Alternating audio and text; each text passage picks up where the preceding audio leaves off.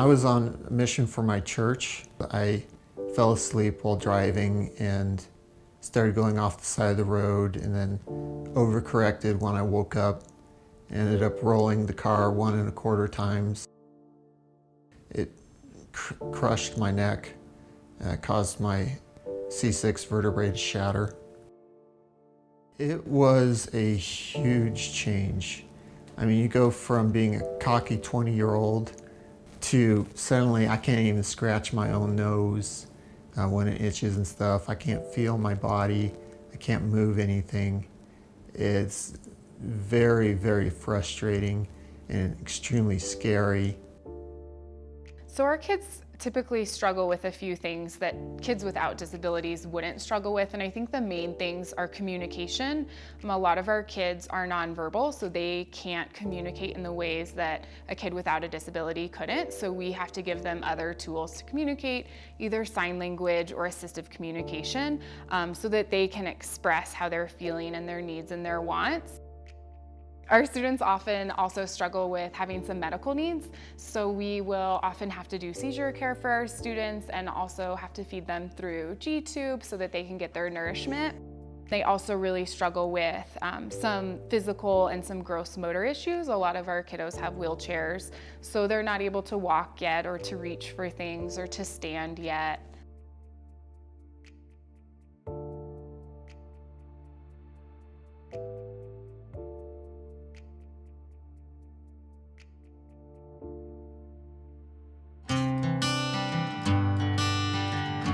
When my first service dog, Rico, came to me, it really changed the equation. But after I got him, he's, let's go outside, let's do things. And of course, he was trained to retrieve things. And also being paralyzed, opening and closing doors was hard for me. And so he could open and close doors. So Ike is a super dog. He is a sassy, silly, spunky little half lab, half golden. He has worked with me for 4 years now, and literally all I can say about him is he's just this spunky little dog, and he loves to come to work and be with the kids. Go! Go! Our word is go! Good job, Ike. Tell us again. Push. Go. Good. In the classroom, it's the little things. It's the tiny, tiny moments that a student gets a huge smile on their face. Like when Lucia lays down with Ike and she gets a huge smile on her face, she goes through so many days that she doesn't feel well because of her medical issues, that when she lays down with Ike and she smiles for even 30 seconds, we're so happy because she spends hours a day uncomfortable. We had a student who had a wheelchair and she has really severe cerebral palsy, so she was very spastic, and we had never seen her, I had had her for 2 years, move any part of her body. We saw her one day after about 2 years, we had only had Ike for a few months, drop her arm on purpose to pet Ike. So she was sitting in her chair and we had Ike standing next to her chair, and we're like, do you wanna pet Ike? And we're like, drop your arm if you wanna pet Ike. Oh, there it is. It showed that even though it might appear to a lot of people that like maybe cognitively or intellectually she wasn't in there, she really was. Rico and I were inseparable. We went everywhere together, and if we were separated, both of us would be looking over our shoulders, wondering where the other one was. Rico sadly died when he was about 10 years old. It was very sudden. They found a cancer on his heart the size of a softball, and sadly I had to put him down the next day. I was without a dog for about 2.5 to 3 years.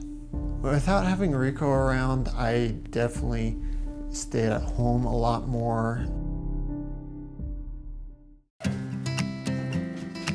This week I'm partnering with a new service dog. His name is Levi.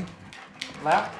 So far things are going really great with Levi, and I think we're going to do a great job. He's a wonderful golden retriever, just like Rico was.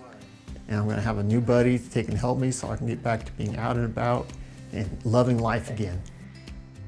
I think the biggest thing he does for the kids is he motivates them to work.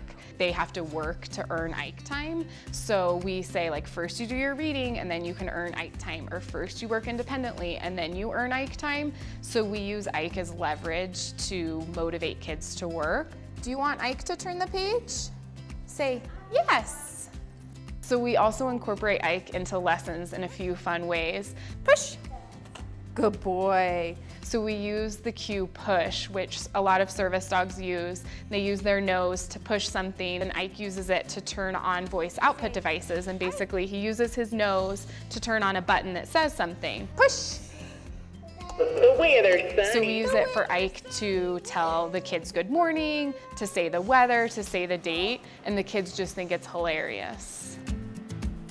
He's so important to have. The kids kind of struggle on the days that he's not at school. Let's go see. Oh! So they do the best when Ike is here at school. And numerous times a week, I just look at him and I think, wow, I can't believe I work with a dog. Like, what classroom has a dog?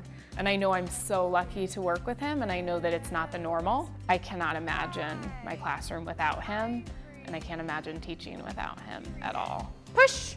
I cannot imagine doing this without Caper. They were great with teaching me on how to work with Ike. They spent a ton of time training me on how to maintain all of his skills, and have also spent a lot of time on making sure that I'm in tune with what Ike needs. Yes, Ike's a working dog, but to ensure that he's a happy dog and that he's a dog too. So at home, he plays and he jumps and he's a dog, you know, so he's happy too. He's not this robot working dog. So I think that they're really great about making sure that their working dogs are really happy too. And that's a great thing about Caper. Levi is a big goofball. He loves playing. He loves running around. He loves working. He doesn't like sitting around not doing anything. So I'm gonna have to remember that we have to go out and do stuff. Loves being touched. He's a very tactile dog. The most powerful thing for me about having another service dog with me, or another animal with me, is just the liberating fact that, you know, I can go out, I can act more independent. It just makes me feel more normal. Once you're paralyzed, feeling more normal is one of the greatest things you strive for. You know, if I focused on all the bad things, I'd probably be sad and depressed all the time. But I take and try to focus on the good things in life. You know, the sun's still coming up, I'm still alive, my brain's still working, I've got a new dog. So everything's going great.